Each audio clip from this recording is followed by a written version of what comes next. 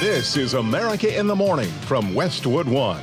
Good morning, I'm John Trout. It's Monday, July 21st, 2025. Here's what's coming up on America in the Morning. The Trump administration calls for the release of grand jury testimony made against disgraced financier Jeffrey Epstein. I'm John Stolnis in Washington. An explosion at a Los Angeles law enforcement training facility killed 3 deputies. I'm Haya Panjwani. A federal Border Patrol agent shot in the face in a New York City park. I'm Clayton Neville. CEO Andy Byron resigns from his job as head of Astronomer, the IT company confirming in a post over the weekend. I'm Julie Walker. On Wall Street, stocks start this new week after fresh record highs for the S&P 500 index and the NASDAQ. I'm Jessica Ettinger.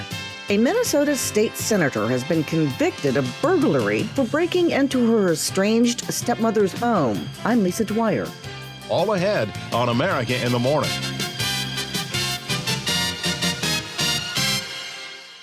The Justice Department is requesting all grand jury testimony in the Jeffrey Epstein case be released as calls grow louder for greater transparency by the Trump administration. John Stolnis has more from Washington. The president posted multiple messages on social media over the weekend, one of them saying, quote, "Nothing will be good enough for the people who are demanding all files related to the Epstein case be made public." Those comments as the DOJ requested all grand jury files be made public.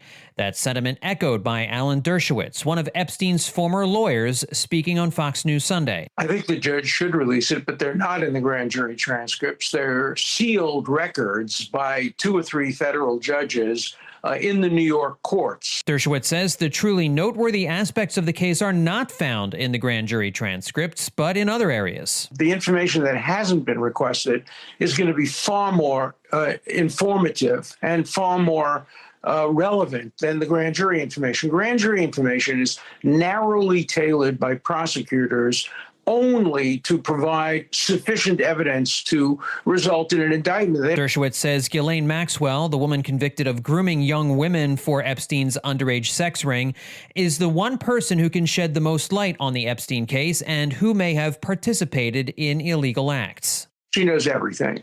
She is the Rosetta Stone. Last week, Republican Congressman Tim Burchett asked House Committee Oversight Chair James Comer in a letter to subpoena Maxwell to appear before the committee to tell all she knows. Burchett tells ABC's This Week, releasing the grand jury files is a good next step. I applaud the president and Attorney General Bondi for wanting to release the grand jury files. I believe that'll pretty much cover everything. But I would give everybody a caveat, or that's a big word, but a warning, that just because somebody flew on a plane doesn't mean they're a dadgum pedophile. Democratic Senator Amy Klobuchar on CNN's State of the Union says it's ridiculous for Trump to blame Democrats for any aspect of the Epstein files. So the president blaming Democrats for this disaster, Jake, is like that CEO that got caught on camera blaming Coldplay, okay? Like, this is his making. On Friday, the Wall Street Journal reported that Trump had sent a lewd letter to Epstein for his 50th birthday. The president now suing the Wall Street Journal for $10 billion over that report. A CBS News poll out Sunday finds 36% of Americans believe the Epstein case matters a lot in their evaluation of Trump's presidency, but just 11% of Republicans. John Stolnis, Washington.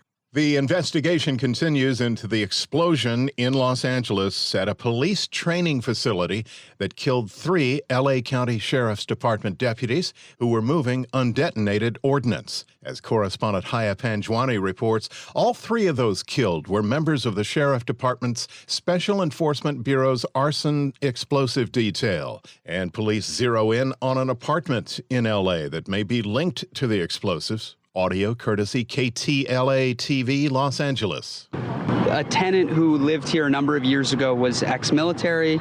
He had some firearms, as well as apparently grenades. We all have storage units. Apparently the woman who currently lives in the apartment that he used to live in found these grenades in her storage unit. They were hidden in some way, or it seems like forgotten. An explosion at a Los Angeles law enforcement training facility that killed 3 deputies is being investigated as a possible training accident. There's a lot more that we don't know than what we do know. But our intent is to look at this from the very beginning and figure out what is it exactly that caused this tragic event. Los Angeles County Sheriff Robert Luna. This is, unfortunately, the largest loss of life for us as the LA County Sheriff's Department since 1857. Luna said the deputies were members of the Arson and Explosives Unit, a team that goes through in-depth training in response to more than 1,000 calls a year. Jason Zabala with the county's SWAT team knew all three of the deceased. Just still kind of processing. It's been a shock to me this morning, and I'm sure it'll sink in later, but these are, like I said, we lost some of our finest deputies today. The explosion was reported at about 7:30 a.m. at the Biscayne training facility. It isn't immediately known what caused the explosion or what the deputies were doing at the time. I'm Haya Panjwani. Update on that CEO whose mug was caught on the kiss cam heard round the world. When America in the Morning continues after these messages.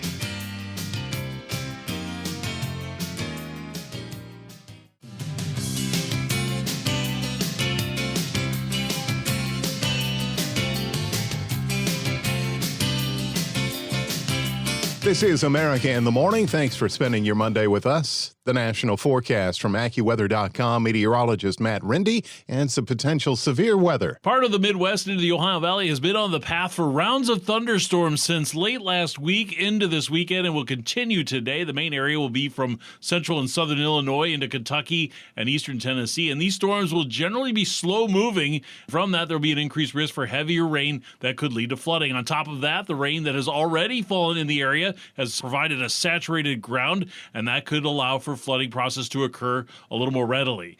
As this continues into the southeast, a few of the heavier storms could also turn gusty and produce damaging winds through southern Virginia into North and South Carolina.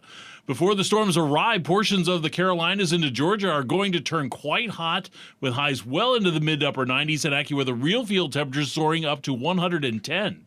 That heat will continue across a good portion of the southeast into the southern plains, where highs will be in the 90s and 100s. And there'll be a few scattered afternoon thunderstorms in Georgia and Alabama, and that'll provide a little relief, but the plains states into the lower Mississippi Valley will be largely dry. Moving into the northern plains, we're looking at another round of heavy, gusty thunderstorms through eastern Montana into western Nebraska, as well as western North and South Dakota. Storms will get underway this afternoon and then continue eastward tonight, and they could have some damaging winds, hail, heavy rain, and even an isolated tornado. Additional scattered afternoon thunderstorms will once again form in the Rockies, from Colorado into New Mexico, and even a few in eastern Arizona. That's the weather across America. Augusta, Georgia will be hot today and humid with a gusty afternoon thunderstorm and a high of 99. Seattle, Washington will have a mixture of clouds and sun with a high of 77. That's the nation's weather. I'm AccuWeather.com meteorologist Matt Rindy.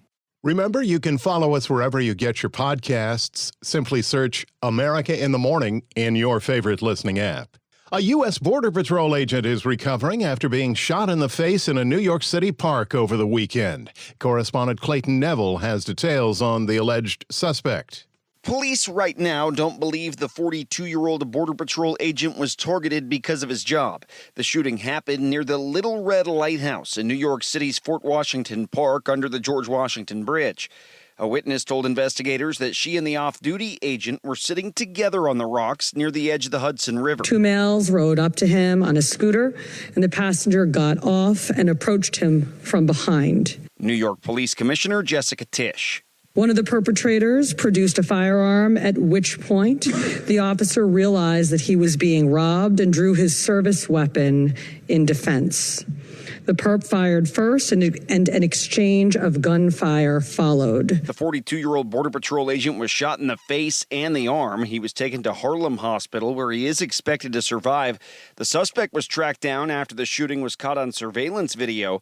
He's said to be from the Dominican Republic, and police believe he entered the country illegally in Arizona from Mexico back in 2023. I'm Clayton Neville. Fallout continues to flow from that viral moment when a CEO was caught canoodling with someone other than his wife at a Coldplay concert last week. Correspondent Julie Walker has the update. CEO Andy Byron resigns from his job as head of astronomer, the IT company confirming in a post over the weekend. This follows Wednesday's caught-on-camera moment cuddling with a coworker at a Coldplay concert.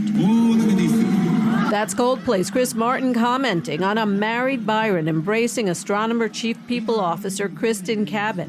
The moment they saw themselves on the Jumbotron, Byron ducks while Cabot turns her back to the camera and hides her face. Martin then jokes either they're having an affair or they're just very shy. Astronomer is investigating and says our leaders are expected to set the standard in both conduct and accountability, and recently that standard was not met. I'm Julie Walker.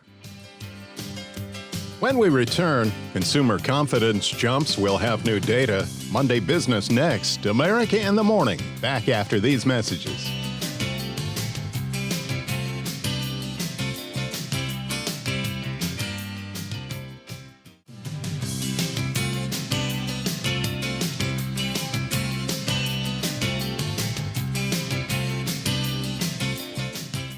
America in the Morning continues with Monday Business. Here's CNBC's Jessica Ettinger. Wall Street opens this morning after a mixed week for stocks last week. It was also a mixed Friday, but both the S&P 500 index and the NASDAQ each did hit new all-time highs on Friday before pulling back. Investors reacted negatively to President Trump's comment that he's eyeing a minimum 15% tariff on everything coming into the U.S. from Europe. As the market weakened last Friday afternoon, gold, U.S. crude, and Brent crude were each on pace to post their first negative weeks in 3. This is a very busy week for earnings reports. A lot of numbers are coming. About 20% of the S&P 500 companies will release quarterly results. Automakers GM and Tesla headline the week. It's also a big week for Google parent Alphabet.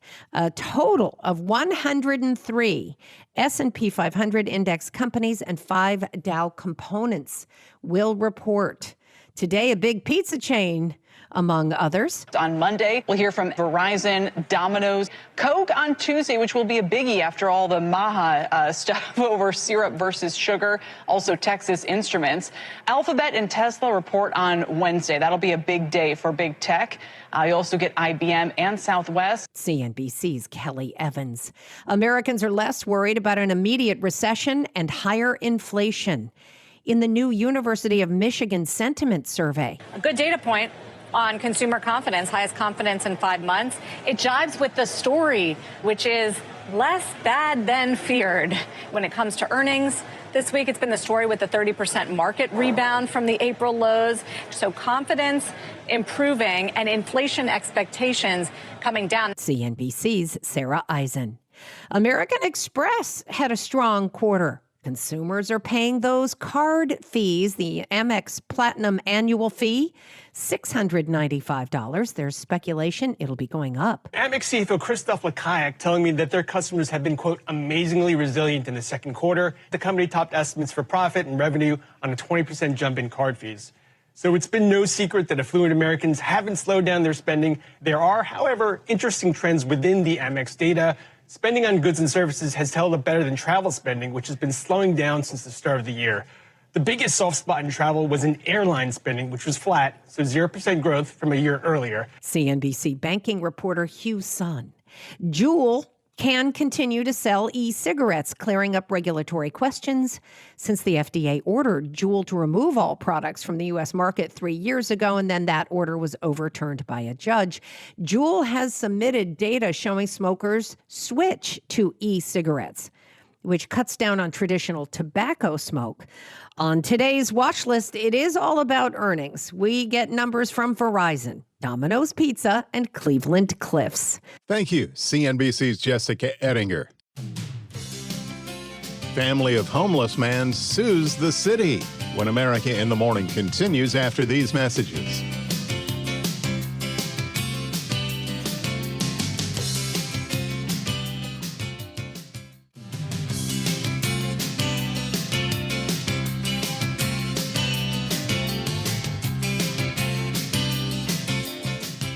The family of a Georgia man who was crushed to death at a homeless encampment is suing the city of Atlanta. Correspondent Mike Hempen reports. The family of Cornelius Taylor calls his death tragic and preventable. Taylor died after a bulldozer crushed his tent during an encampment sweep. Now his family is taking legal action. The lawsuit alleges Atlanta city employees failed to look to see if there was anyone inside the tents in the encampment before using a bulldozer to clear it. It's asking for a jury trial and seeks unspecified damages, along with repayment of medical expenses, funeral costs, and legal fees. It was filed against the city and 7 unnamed city employees, including the driver of the bulldozer. I'm Mike Hempen. Guilty, the charge. A Minnesota state lawmaker faced a judge, now convicted on a burglary charge. Lisa Dwyer has details. A Minnesota state senator has been convicted of burglary for breaking into her estranged stepmother's home. The jury found Nicole Mitchell guilty of first-degree burglary and possession of burglary tools. Body cam video shows the 51-year-old Democrat wearing all black and telling police that clearly, I'm not good at this. She testified she lied to police when she told them that she was searching for her late father's ashes and other items of sentimental value. She later said the real reason she broke in was to check on her stepmother, who has Alzheimer's disease. Democrats hold only a 1-seat majority in the state Senate. Mitchell has said that if she was convicted, that she would step down. I'm Lisa Dwyer. America in the Morning for Monday, July 21st, 2025 is produced by Jeff McKay. I'm John Trout. This is Westwood One.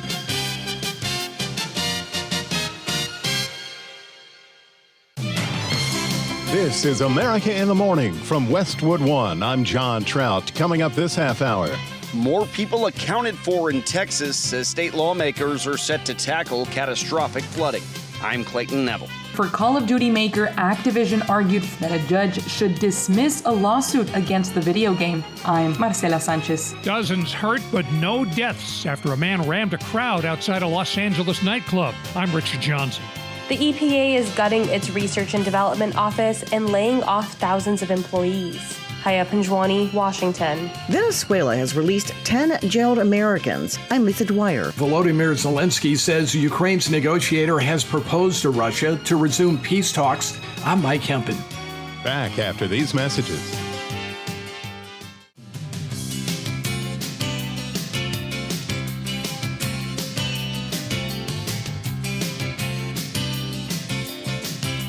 America in the Morning continues. Here's AccuWeather.com meteorologist Matt Rindy. In the northern plains, several severe thunderstorms formed over Montana into the Dakotas, and today we're looking at another round of heavy gusty thunderstorms through eastern Montana into the western parts of Nebraska, as well as western North and South Dakota. Storms will get underway this afternoon and then continue eastward tonight. These storms will have damaging winds, hail, and heavy rain, as well as an isolated tornado.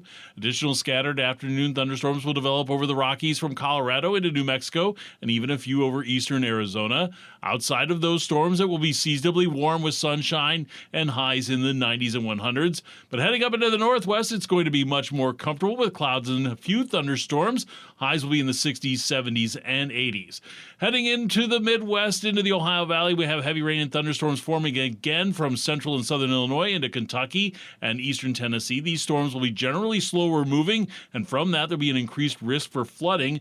On top of that, the rain that has already fallen in the area has saturated the ground, and many areas could see that flooding process occur a little more readily. As this continues into the southeast, a few of the heavier storms could turn gusty, producing damaging winds through southern Virginia into North and South Carolina.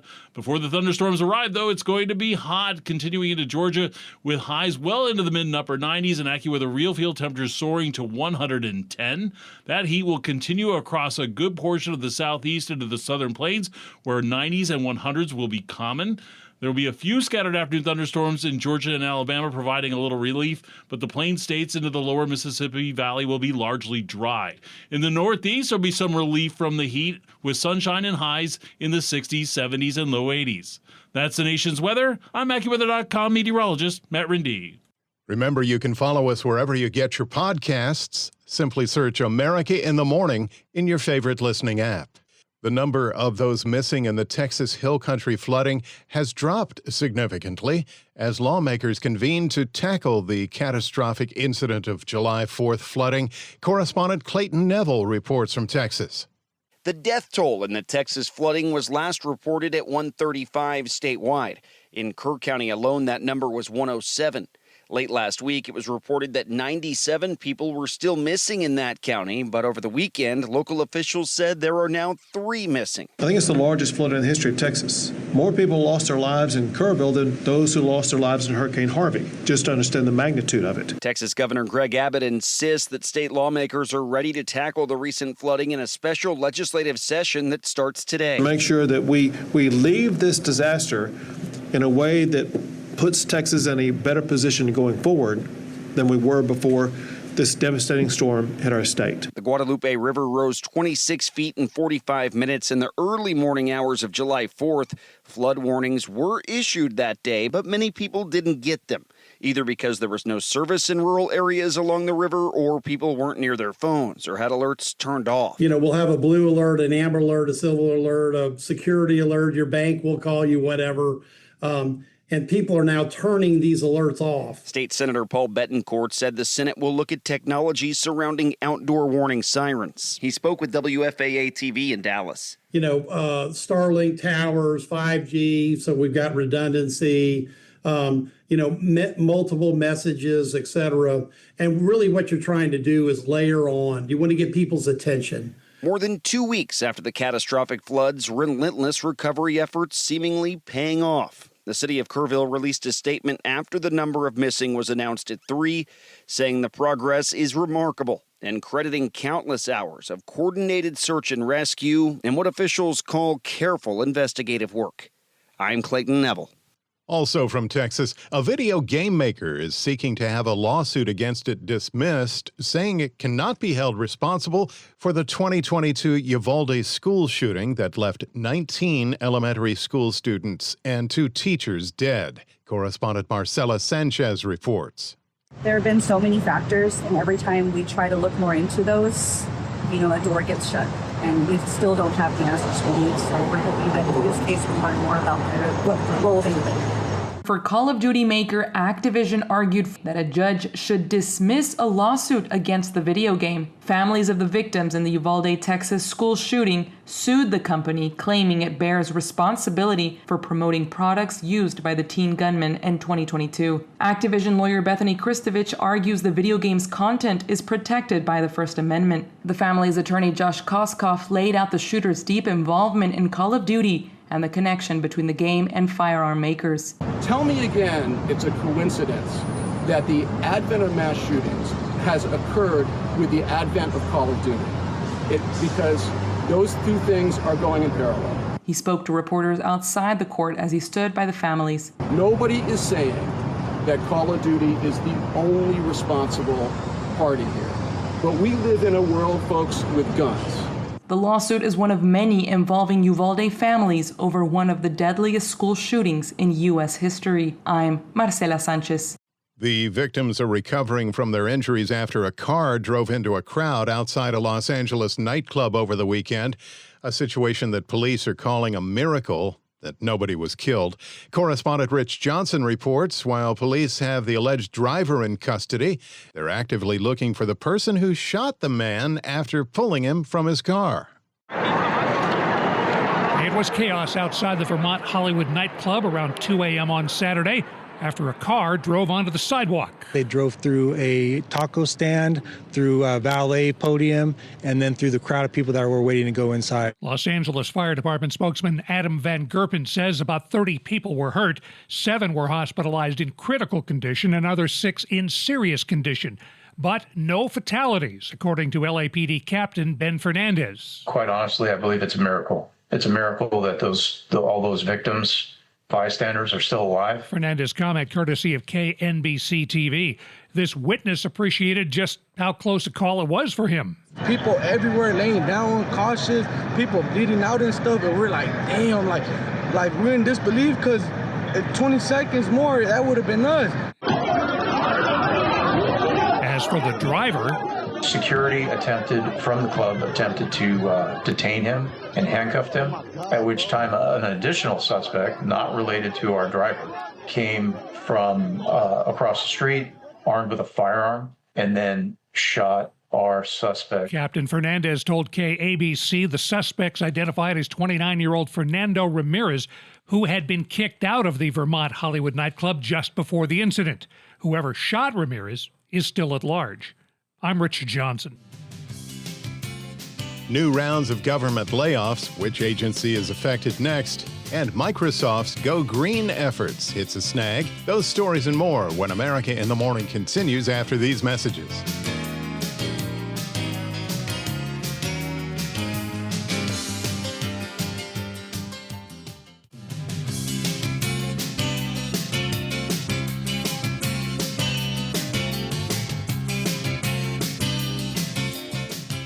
This is America in the Morning. Tragedy in upstate New York as a 9-year-old Canadian girl who was previously the subject of an Amber Alert after her father said she was kidnapped was found dead. The girl reported missing by her father on Interstate 87 near Lake George. Authorities later identified inconsistencies in the father's account of events and the timeline he provided to police. The child was tragically found dead in the town of Ticonderoga, about 35 miles away. Police are expected to release more details later today. More government layoffs are being scheduled, this time at the nation's environmental agency. Correspondent Haya Panjwani reports. The EPA is gutting its research and development office and laying off thousands of employees. The Environmental Protection Agency says it'll lose 3,700 employees, or nearly 23% of its staff. The agency's Office of Research and Development has long provided scientific guidance for EPA's mission to protect the environment and human health. The EPA said in May that it would shift its scientific expertise and research efforts to program offices that focus on major issues like air and water. Officials say the EPA is creating a new Office of Applied Science and Environmental Solutions that'll allow the agency to focus on research and science more than ever before. Haya Panjwani, Washington. A near collision in the skies over North Dakota. The pilot of a Delta SkyWest regional airliner had to take evasive action when another plane became visible in his flight path. SkyWest Airlines Flight 3788, a Delta connection flight, was traveling from Minnesota to Minot, North Dakota, and was preparing for landing when the commercial pilot had to suddenly change course. The plane soon after landed safely. There were no injuries on board. The other plane, a B-52 bomber. Minot Air Force Base is home to the 5th Bomb Wing, which operates those aircraft. The FAA is looking into the incident. Despite threats from President Trump of sanctions against the Kremlin, fighting continues between Russia and Ukraine. Over the weekend, airports in Moscow were forced to close temporarily after Ukraine targeted the area with drones. Russia says it's open to peace with Ukraine, but continues to attack Kyiv and other Ukrainian cities from the air. Correspondent Mike Hempen reports Ukraine's leadership still hopes for peace talks with Russia in the coming days. Ukrainian President Volodymyr Zelensky says Ukraine's negotiator has proposed to Russia to resume peace talks. The two sides have held 2 rounds of talks, but aside from agreeing to swap thousands of dead and seriously wounded troops, they have made no progress toward ending the war. Zelensky says in a post on X that Russia fired over 300 drones and more than 30 cruise missiles in an attack overnight into Saturday. At least 1 person died. It's part of Russia's stepped-up bombing campaign that now has it hitting Ukraine with more drones in a single night than it did during some months last year. Russia's defense ministry says it shot down 71 Ukrainian drones overnight into Saturday. I'm Mike Hempen. The United States has announced a prisoner swap with Venezuela, which will bring home 10 Americans being held in Venezuelan jails. Details from correspondent Lisa Dwyer. Venezuela has released 10 jailed Americans in an exchange for getting home scores of migrants deported by the United States to El Salvador months ago under the Trump administration's immigration crackdown. The release of the Venezuelans is a win for Venezuelan President Nicolas Maduro. as he promotes himself as Venezuela's rightful president, despite credible evidence that Maduro lost re-election last year by more than a 2-to-1 margin. In exchange, El Salvador will send some 300 Venezuelan migrants back to Venezuela who were deported to El Salvador in a $6 million deal with the Trump administration. Venezuelan authorities detained nearly a dozen U.S. citizens in a brutal crackdown on dissent in the second half of 2024, linking them to alleged plots to destabilize the country. I'm Lisa Dwyer. Microsoft has a carbon-neutral goal for 2030, but AI is like a power-hungry child that never gets full. Their solution is full of it, and they're trying to bury it in their latest carbon deal. Chuck Palm explains in today's Tech Report. Microsoft's solution for their massive carbon footprint is a real stinker. They're proposing a 12-year deal with Vaulted Deep to bury 4.9 million metric tons of bioslurry. And it's just like it sounds, which is farm waste, food scraps, and even human waste. But that's not nearly enough to offset their 15.4 million tons of AI power-hungry data centers. Buying up carbon credits, also termed greenwashing, is a common corporate practice for companies that spend a lot of energy and offer very little in the way of cleanup. Offering to buy up and bury somebody else's waste is just another way for Microsoft to chase their 2030 carbon negative goals, but does little to offset their actual emissions from 2023 that hit 15.4 million tons, the equivalent output of a small country. But will it be enough to flush away their climate sins? Leave a comment on X at Chuck Palm. Monday Sports has arrived. Here's America in the Morning's Robert Workman. Scotty Scheffler captured his fourth major title on Sunday, winning the Open Championships at Royal Portrush Golf Club in Northern Ireland by 4 strokes. There wasn't much drama as the 29-year-old birdied 3 of the first 5 holes and has now won 3 of the 4 Grand Slam events, including the PGA earlier this year and 2 green jackets, all of them by at least 3 shots. Fellow American Harris English was the runner-up. Baseball, the Brewers are on a roll, edging the Dodgers 6-5 for not only their 10th straight victory, but a season sweep of the defending champions. Milwaukee now tied with Chicago atop the NL Central with the best record in the National League. Red Sox ripped the Cubs 6-1. Wilyer Abreu homered twice. Garrett Crochet gets his 11th win. That's tops in the AL.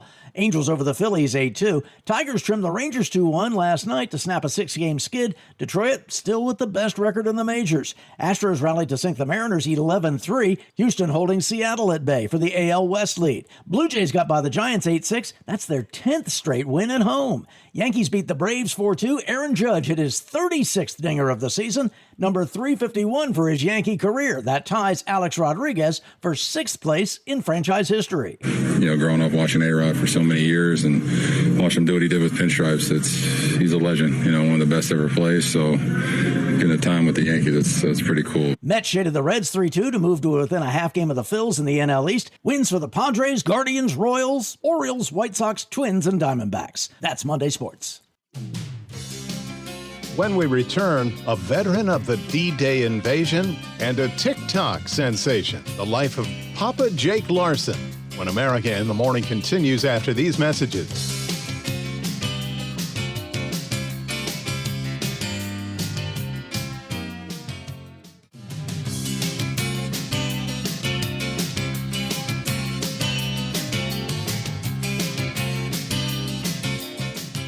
He was a veteran of the D-Day invasion during World War II, and later in life he amassed more than 1 million followers and became an online star on TikTok.